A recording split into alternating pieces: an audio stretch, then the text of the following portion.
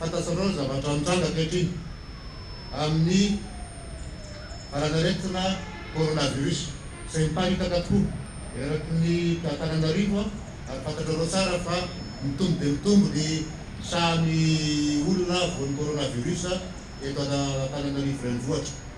Ary fantatrareo fa misy ireo namoy aina dia izany indrindra no isantarako ny ilazaiko anareo amin'ny fiarovana. Ny tenanareo aloha tsirairay avy, fiarovana ny fianakavianareo tsirairay avy. Izany dia zavatra tsotra amin'ny fanajana ny atao hoe elanelana na hoe distance sociale, fanajana an'ireo fepetra rehetra efa napetraky ny dokotera sy ireo lehibenareo.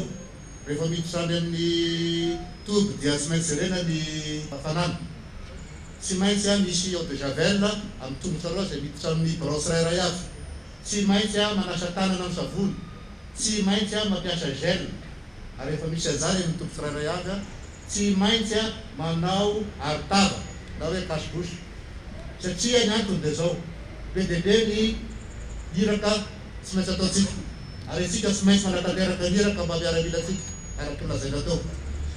Midika zany fa tsy maintsy miaro tenitsika ahafahantsika miaro ny manodidina atsika sy manatotoa sy ara-dalàna atsakany sy andavany ny iraka rehetra izay ampanaovina atsika.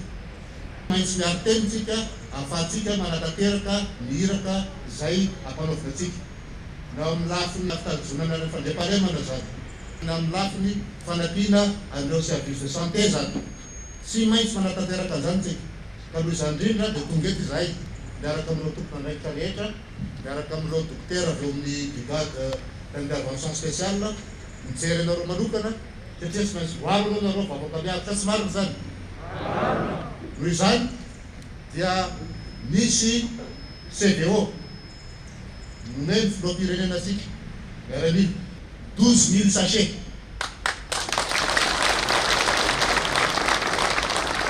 Maharakitra tsara ny place d'Armes Antananarivo, ny garnison Antananarivo zany misy pack 396 pack karana,